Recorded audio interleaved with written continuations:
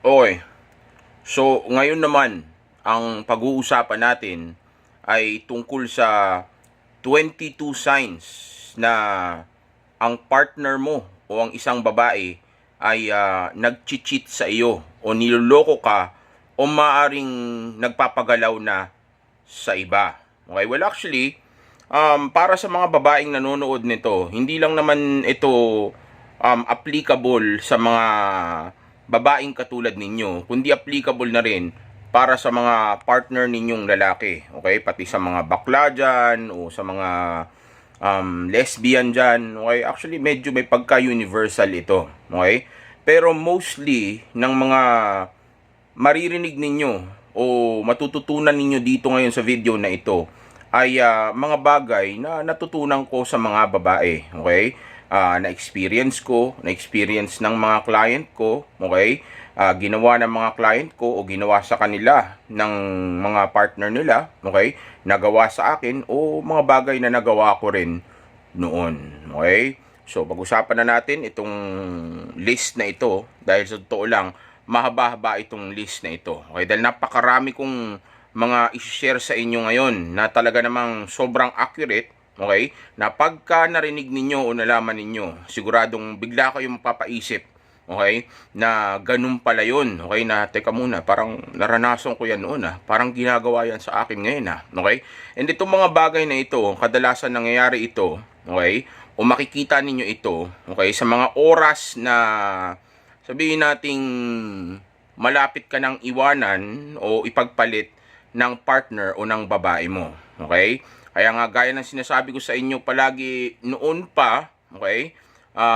Bago ka iwanan o ipagpalit ng ex mo o ng partner o ng babae mo, may mga makikita kang mga senyales o para bang magbabago yung relasyon ninyo, okay? O yung pagtrato niya sa'yo sa mga oras na iyon, okay? Kasi nga, yung ibig sabihin nun, kaya nangyayari yun ay dahil malapit na siyang humiwalay o kaya iwanan ka o nakikipag-anuhan na siya sa iba o hindi na ikaw ang laman ng utak niya. Okay, bagay na madalas nangyayari, hindi lang sa tunay na buhay, well actually pati sa tunay na buhay din sa may show na Raffy Tulfo in action, 'di ba? Nandiyan dyan lahat ng example sa mga celebrity, sa mga kilalang tao, 'di ba? Even sa mga politician o kung kani-kanino. Mga dito sa mundo, 'di ba nangyari naman talaga 'to.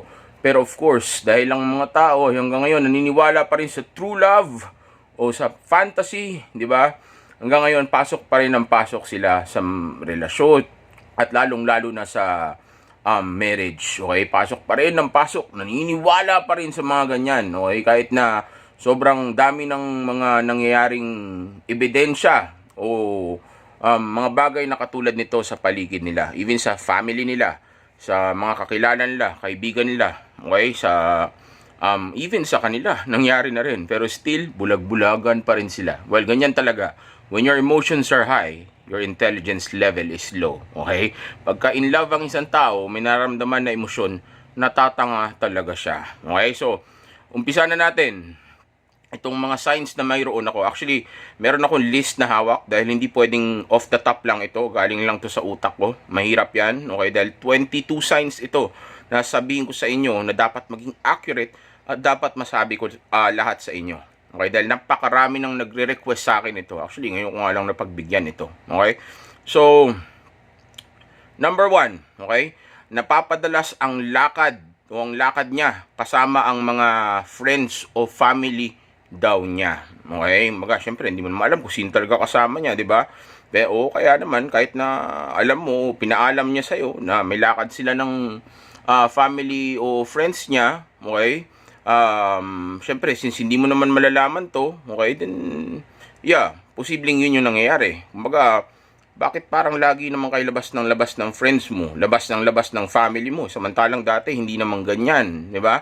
Napapadalas naman yata. Okay, so yun yung lagi niyang paalam dahil yun yung pinakamadaling gamitin na rason o dahilan para hindi ka mag-isip na may gagawin siyang kababalaghan. Okay? Friends and family. Okay? Ano ba naman klaseng lalaki ka? Ba't mo naman siya pag-iisipan na may gagawin siya masama o may ginagawa siya masama kung friends naman niya yung kasama niya? at yung family niya. O, di ba? So, yan, napapadalas. Okay? Isipin nyo, noon hindi naman ganun, ngayon ganun na. Okay, number 2, tinatago yung phone kapag kasama ka o biglang nagkakaroon ng password password yung lock, 'di ba? Passcode, 'di ba? Yung phone tapos ayaw ipahiram sa iyo o lagi niyang hawak o nakapatay. Madalas yung phone niya o kaya naman ay may extra SIM card siya. Okay, yung extra SIM card na yan, sa totoo lang classic 'yan, okay? Matagal na yan ginagawa, 'di ba? O matagal nang nagiging issue 'yan o sabihin nating way ng cheating yan, yung extra SIM card. Okay? Well, yung iba, hindi naman dahil nag-cheat, baka may tinatago lang, pero yun yung point doon. Diba? May tinatago siya sa'yo. So, malamang sa malamang, kung sa'yo niya ito tinatago, then nag-cheat siya. Pero again, huwag kayong mag-jump into conclusion kaagad na nag-cheat na kaagad. Okay? Pero malaki ang possibility na may nangyayaring palihim, okay, o sabihin na natin cheating pa din, okay, o cheating nga, okay, pero again, wag mag-jump into conclusion kaagad, baka naman mapraning ka, okay, lalong-lalo na kapag lagi niyang tinatago yung phone niya kapag kasama ka niya, o kaya biglang may password na siya, samantalang dati hindi naman ganun, di ba, o yung phone niya lagi niyang tinatago, samantalang dati hindi naman ganun, okay, o sabihin natin, yun nga, lagi niyang hawak yung phone niya, tapos hindi niya maialis sa kanya, okay? Tapos pag may magme-message, parang iniiwas niya para wag mo makita kung sino yung nagme-message o sino yung tumatawag, okay? Yung inaano, 'di ba? Yung parang may tinatago siya, okay? Tapos sabihin nating kapag magkasama kayo, yung phone niya palaging lowbat, palaging nakapatay, 'di ba? So, ibig sabihin nun, meron siyang ayaw ipakita sa iyo, lalo na kung madalas, okay? Pero kung maisa, dalawang beses lang naman nangyari, pwedeng hindi pa rin. Kaya nga wag mag-jump into conclusion. Okay, number 3, may dummy account siya sa social media. Okay, ito yung rason kung bakit hindi na masyadong nangyayari yung may extra SIM card. Okay? Well, yung iba, bumibili ng extra phone. Okay, tapos tinatago kung saan. Okay? Pero kadalasan, hindi na nangyayari yung extra phone, extra SIM card na yan. Okay? Kasi nga, pwede naman na mag-create ng dummy account sa social media. Okay? So, may dummy account siya, nahuli mo bigla o nakita mo bigla sa, sa Facebook app niya. Okay? O kaya sa, sa phone niya. Okay? Tapos ayaw niya buksan ito lalo na kapag kakasama ka. O ayaw niya buksan ito pagka magkasama kayo. Okay, tapos sinisikreto nga niya ito sa iyo. Kumbaga, aksidente mo lang nakita. Hindi niya ipinakita sa iyo, bigla mo na nakita na may social media account siya na ganun. Okay? For some way, o anumang reason, o ano man nangyari. Okay, bigla mo nakita. Okay? Number 4, nanlalamig na siya. Hindi na malambing. Okay? At madalas ka nang iniiwasan at hindi na pagbibigyan sa kama. Yun, sobrang obvious yun. Pag nagbabago na yung pakikitungo niya sa iyo. Kung dati, touchy siya, malambing siya, gusto niya palagi kayong, sabihin nating, magkadikit, o kaya lagi kang hinahalik-halikan, di ba? O kaya sabihin nating gusto niya laging may nangyayari sa inyo, o pagka may gusto kang mangyari sa inyo sa kama, laging natutuloy ito, tapos sarap na sarap pa kayo, tapos nag-enjoy kayo, okay? Pero ngayon, hindi na ganun, okay? Malamig na nga yung relasyon, malaki ang pinagbago. Masisense mo naman yan may kita at may kita mo dahil kilala mo tong taong ito, di ba? So, kung yung mga bagay na nangyayari sa inyo noon, nagbago ngayon, lalo na ibang na nga yung pakikitungo sa'yo, then lalo na ako nalalamig na, positive yun, okay? Number 5, may malaking pagbabago sa the way na mag-usap kayo. Okay? Hindi na siya tulad ng dati, hindi na nag-good morning o nag-good night o nagsasabi na ingat ka o hindi na nag-update o wala nang paki sa'yo o basta may malaking pagbabago. Okay? Kumbaga, kung may malaking pagbabago na sa the way na kausapin ka niya. Okay? Hindi na katulad noon. Okay? Yung sabihin nating hindi na katulad noon na gusto niya lagi kayo magkausap. Okay? O sabihin nating malamig na siya kausap ngayon, hindi ka na pinapansin, okay? Pagka may tinatanong ka, maiksi na yung mga sagot niya, okay? Basta yung may malaking pagbabago sa the way mo siya kausapin. Dahil kilala mo to papansin mo niya, parang ibang tao na. Okay, gano'n. Yung, lalo na kung sabihin nating, Teka, ito. Yeah, lalo na kung ano nga, yung katulad dati, hindi nga kayo well, ayun nga, hindi kayo number 5 yun yung may malaking pagbabago sa the way na mag-usap kayo. Okay, lalo na kung yung yun nga, hindi siya nag-good morning na sa'yo, hindi ka na nilalambing sa pananalita, okay, o yung hindi na nag-good night, okay, hindi na hindi na nagpaparamdam palagi, okay, so may malaking pagbabago, okay. Number, saan na ba tayo? Okay. Number 6, kapag ka napapraning siya palagi sa'yo, okay? O madalas nagagalit at pinagbibintangan ka, okay? O sabihin nating para bang, kasi kaya nangyayari ito yung napapraning siya o palagi siyang madalas na nagagalit at pinagbibintangan ka na ikaw ay may babae, o kaya type mo raw yung babae na ganito, may nakasalubong lang kayo, biglang sabihin niya, tiningnan mo, o type mo yon, okay? Kasi nagigilty siya, okay? Kumbaga, kasi iniisip niya na ginagawa mo yung bagay na yun sa kanya dahil malaki ang tsansa na ginagawa rin niya yun sa'yo. Okay? Kumbaga, nagigilty siya at natatakot siya sa sarili niyang multo. Okay? O kaya naman, naasar siya kasi hindi na ikaw yung gusto niya. Okay? Kumbaga, kaya siya nagkakaganon. Okay? Okay, kaya siya napapraning, okay, kaya siya nagagalit palagi o pinagbibintangan ka na may babae ka, o sabihin nating sino yung kausap mo, ganyan, samantalang wala ka namang ginagawa, di ba? At siya yung yung ganon, nagagalit sa'yo. So, ibig sabihin, guilty nga siya. Alright, so number 7, na madali ko na kasi. Okay, ayokong magtagal tong video na to dahil mahaba Okay, so number 7, napapadalas ang posting at activity niya sa social media. Okay? Lalo na ng mga romantic quotes o any romantic post, okay, mga love quotes, okay, mga ganyan, okay, mga pang-aakit, okay, lalo na kung nagiging malandi na siya sa social media, yung nagta-thirst trap, okay, o tapos sa post ng sexy, kasi may pinapakita, okay, na ang reason kasi kaya niya to ginagawa, kasi may pinapakitaan siya nun na iba, okay, at hindi yon para sa iyo. Okay, kaya ganun siya. Okay, lalo na kung hindi siya ganun dati. Okay, kumbaga, hindi naman siya ganun ka-active sa social media before, pero ngayon napaka-active na niya sa social media. Okay? Tapos post pa siya ng post tungkol sa love, tungkol sa relationship, tungkol sa paano siya maging magaling na karelasyon, okay? Tapos post pa siya ng post na palagi siyang maganda, palagi siyang sexy, okay?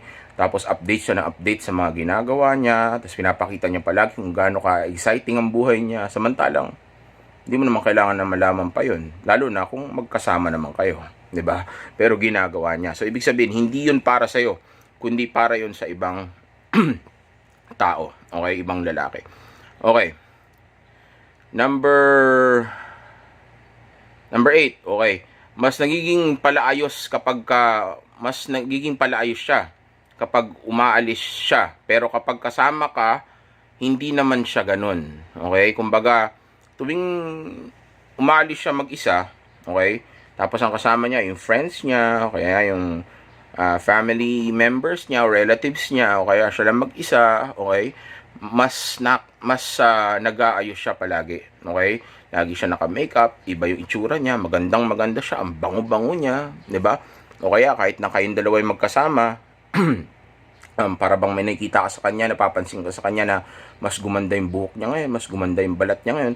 Pero kadalasan naman, kapag kayo magkasama, dun siya hindi nagpapabang madalas, hindi siya hindi siya nagsusuot ng magandang damit, okay? Pero mapapansin mo na may nagbabago sa kanya.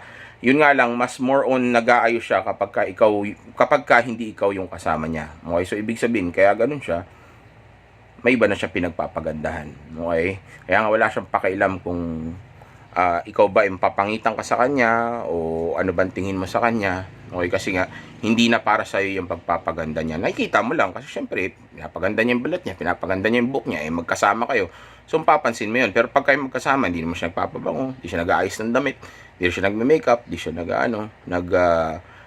hindi siya nagpapasexy, di ba? So, ganun. Okay? So, number 9, wala na siyang pake sa nararamdaman mo o kung masaya ka pa ba sa relasyon ninyo. Okay? Baga, hindi ka na pinagsisilbihan, hindi ka na minamasahe, wala na nga nangyayari sa inyo, okay?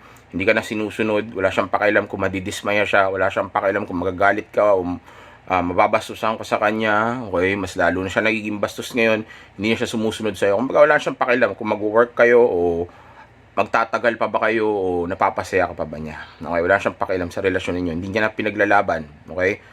O hindi na siya interesado kung magiging mag-asawa pa ba kayo someday. Okay? Kumbaga, hindi na siya nag-chase. Okay? Sa validation mo o sa future na pwede magkaroon kayo.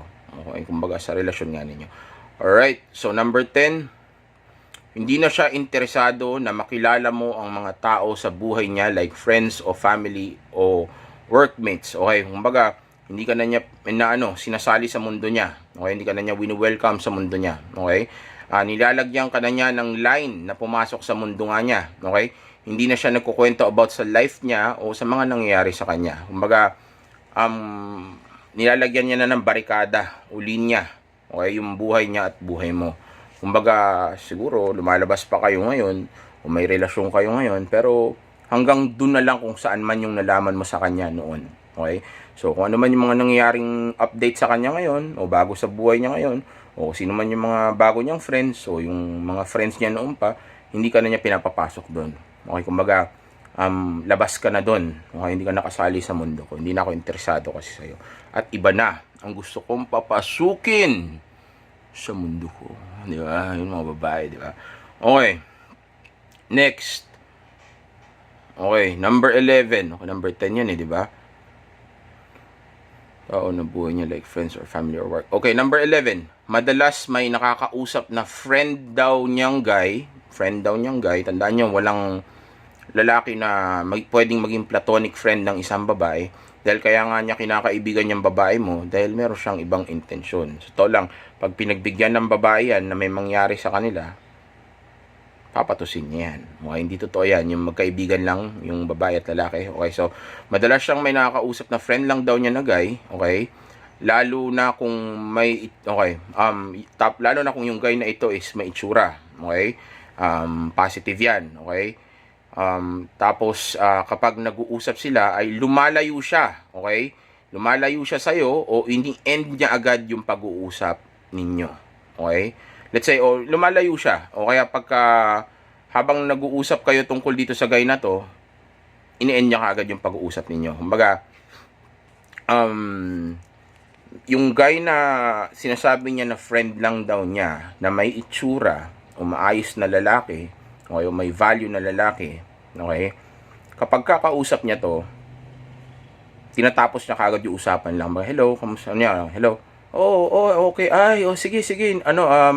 Tsaka na lang tayo mag-usap kasi kasama ko yung boyfriend ko o kasama ko yung kasama ko si Josh o kaya kasama ko kasi o kasama ko yung asawa ko ngayon Ganun. Tsaka lang tayo mag-usap tatawagan na lang kita ulit o kaya message mo na lang ako. Kaya kita na lang tayo sa work Ganun. Tinatapos niya kaagad. Okay, tapos pagka tinanong mo kung sino yun, tapos kumukuha ka ng konting information doon sa lalaki na yun, dahil syempre interesado ka malaman kung sino yung kausap niya, di ba? Hindi naman dahil sa na-insecure ka, tinatapos niya na kaagad, o kaya iniiba niya kaagad yung pag-uusap ninyo, na parang, wala yung kaibigan ko lang yun, huwag na natin pag-usapan yun. By the way, kamusta pala yung work mo? Kamusta pala yung yun? Tinatapos niya kaagad, tapos iniiba niya kaagad yung usapan. Okay? Ang reason kaya niya ginagawa yun, dahil may tinatago siya sa lalaki na yun. Okay? So, next,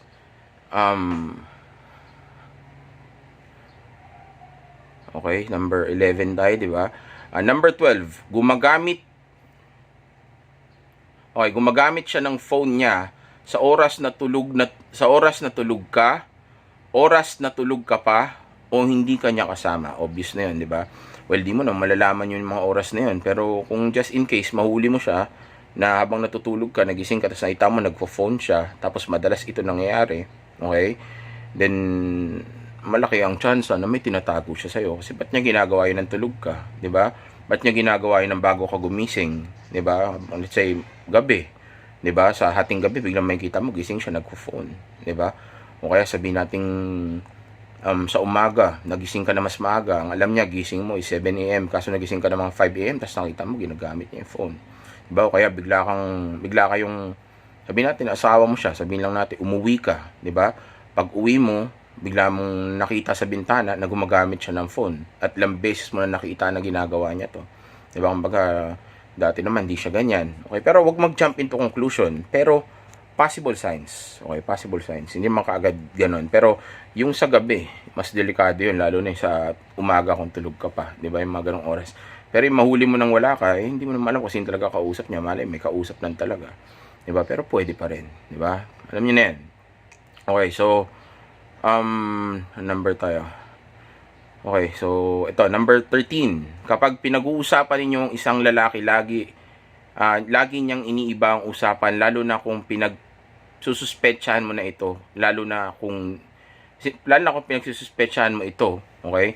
Tapos in denial pa siya dito sa lalaki na ito, sa issue na ito. Okay? So kung alam niya na nagsususpetsa ka na dito sa lalaki na ito, okay? Tapos let's say lagi niyang iniiba nga yung usapan, o sabihin nating ang gusto niya is ma-divert yung tungkol dito, o wala kang makuhang information dito at napapansin mo ito, lalo na kung minsan mo na napagsuspetsahan nito, then possible yon, okay? Lalo na kung denial siya, kumbaga dinideny niya na kaagad kung ano man yung mga bagay na pwede mong malaman, okay? Kumbaga napaka-defensive niya, okay? Then yeah, positive yon. Okay, next, number 14.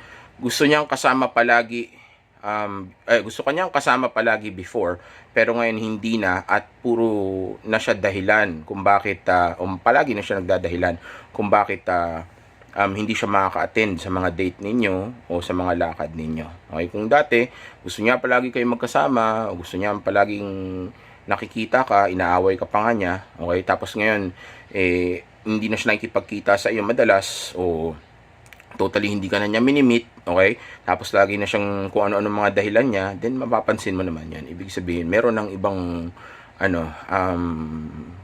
ibang pumapasok sa picture. Okay? Alright, so next, okay? Number 15. Tinatawag kanyang insecure para i-reverse psychology kanya. Okay, kapag may tinatanong ka tungkol doon sa isang lalaki na naghihinala ka. Okay? Kumbaga, tinatanong mo lang naman kung sino yung lalaki na yun, bakit lagi sila magkasama, o bakit magkasama na naman sila, o bakit hating gabi na sila pa yung magkasabay umuwi. Okay? Tapos yung tawag ka na kaagad niya na insecure ka.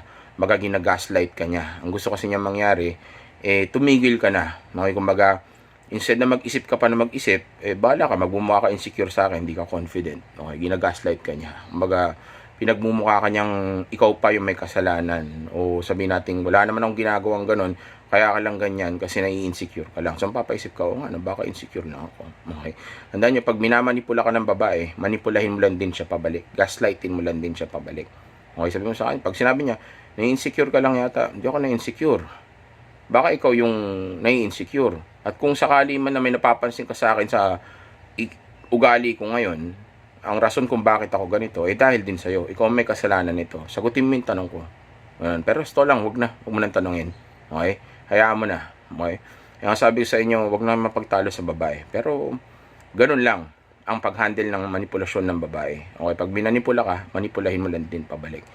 Okay? So, number 16, napapadalas ang pag-uwi niya ng late. Okay? At overtime sa work. Okay? So, possible yan. Kung dati hindi naman niya ginagawa yan, tapos ngayon ginagawa na niya, okay? Pero, depende pa rin sa sitwasyon. Baka kailangan tagang pera, may nahabol na promotion. Pero still, positive sign pa rin. Okay? Number 17, may isang lalaki siyang madalas niyang bukang bibig. Okay?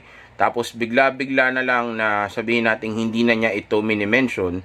Tapos, kapag ka mini-mention mo itong lalaki na ito, okay, biglang iniiba na niya yung topic o yung usapan, o madalas ay naaasar pa siya kapag ito ang pinag-uusapan ninyo. Okay, for example, si John, di ba? Sabihin natin, si John, ang galing-galing nun, ang bait-bait niya. Si John, ang tali-talino. Si John, paborito siya ng mga boss ko. Si John, ano siya, ang sipag-sipag niya. Okay, laging ganun, bukang bibig, lagi, pagka magkakwentuhan kayo, o pag uwi niya galing ng trabaho, pag magkasama kayo, 'di ba?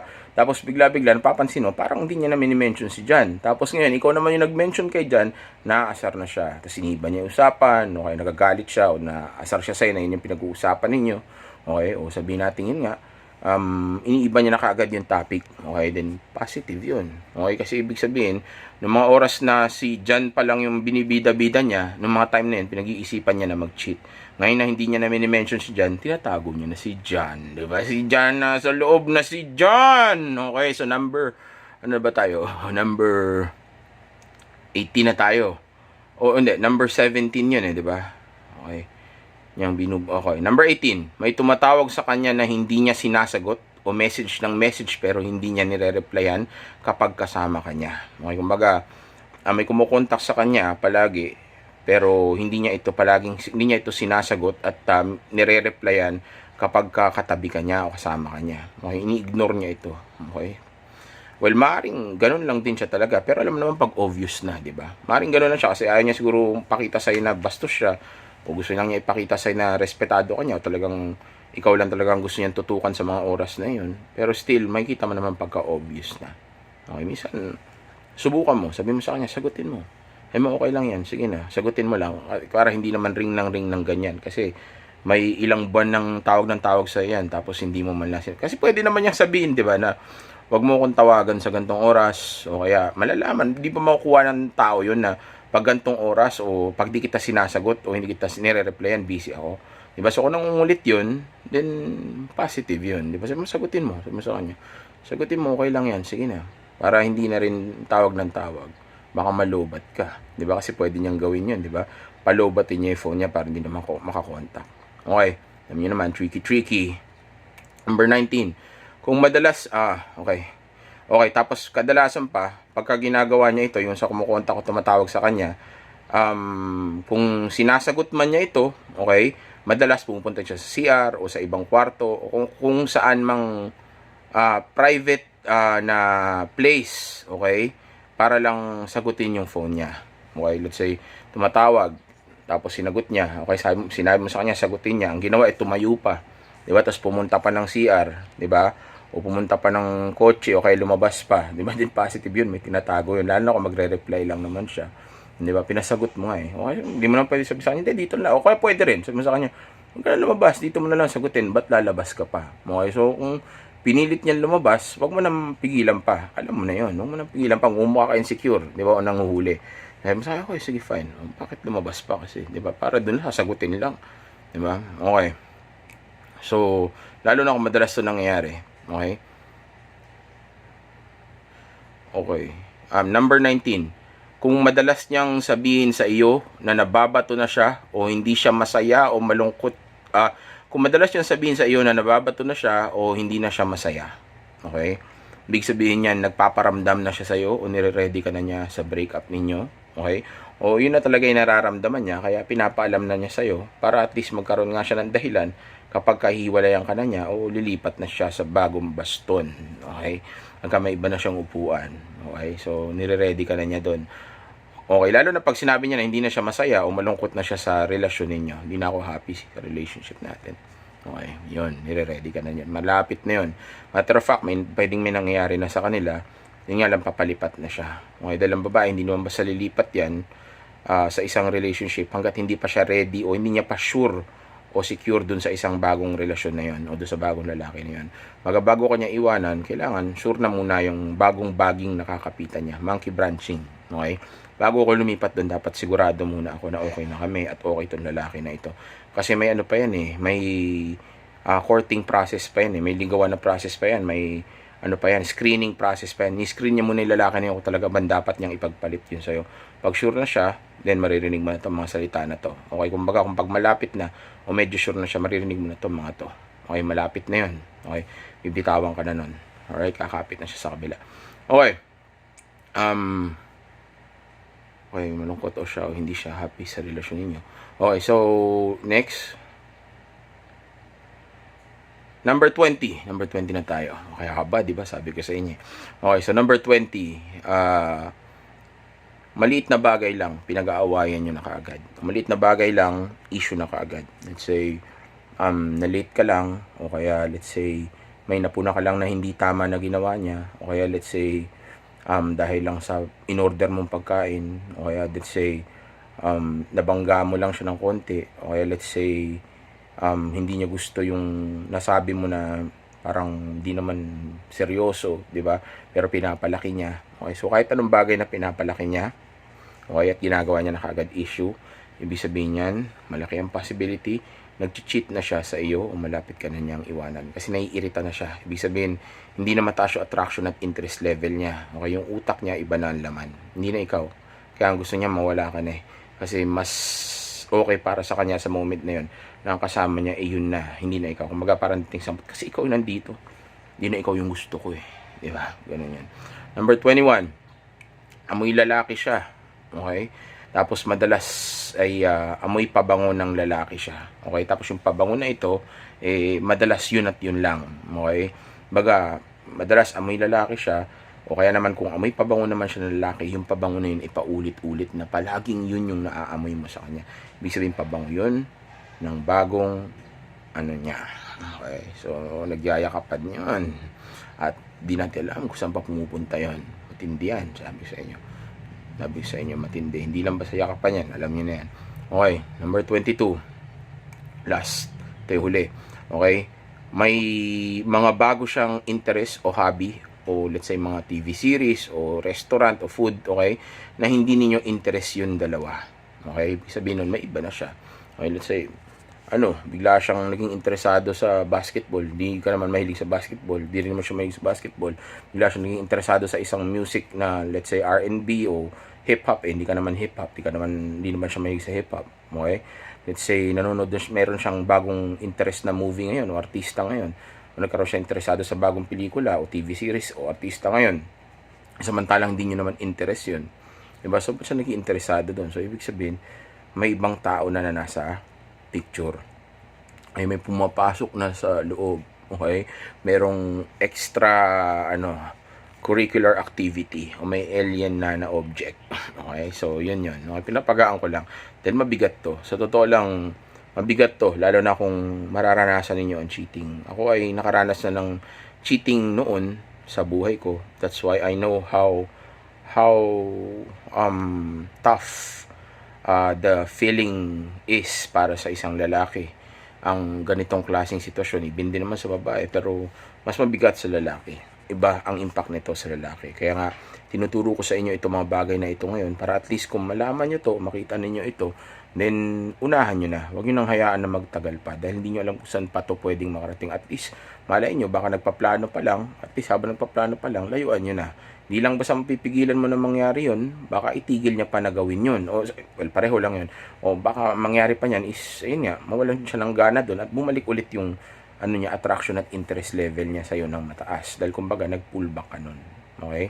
Pero, again, kung nagagawa mo naman na maayos yung mga game na tinuturo ko sa inyo, hindi bababa yung attraction at interest level niya at mananatili yung respeto niya sa'yo. Meaning, hindi siya magkakaroon ng mind space para sa ibang mga lalaki na nasa paligid niya. Baga ikaw lagi ang laman ng utak niya. So maliit ang tsansa na mag-cheat siya. Okay? Pero kung beta male ka, o sabihin natin simp ka, okay? O predictable ka, o boring ka, o hindi maayos ang relasyon ninyo, tapos pinapabayaan mo ang sarili mo, okay? Tapos siya lagi ang priority mo, mga balik-kabaligtaran ng mga tinuturo ko ang ginagawa mo, then malaki ang tsansa na iputang ka ng babae sa ulo mo. Okay, so mag-ingat kayo. Huwag basta-basta nagtitiwala. Okay? Tandaan nyo, pagdating sa romantic relationship, walang loyalty dyan. Okay? Pero mag-stay sila na matagal kung ang interest at attraction level ay mataas. Okay? Kumbaga, hanggat nasa iyo yung bagay na gusto niya, she'll stay. Even you, ganun ka rin naman. Hanggat nasa kanya yung bagay na gusto mo, you'll stay. Ganun lang yun. Yan ang tunay na dynamics ng relationship. Okay, hindi yun dahil sa true love. Okay, fuck true love. Walang ganyan. Okay, kaya nga tinuturuan ko kayo na maintindihan lahat ng mga dapat ninyo matutunan sa relationship para hindi na kayo mauto ng paniniwala na iyan. Okay, so mag-ingat kayo dyan. Manatiling nakabukas sa mga mata. Okay, at manatiling maging alpha. And again, safe X is the best X. Enjoy.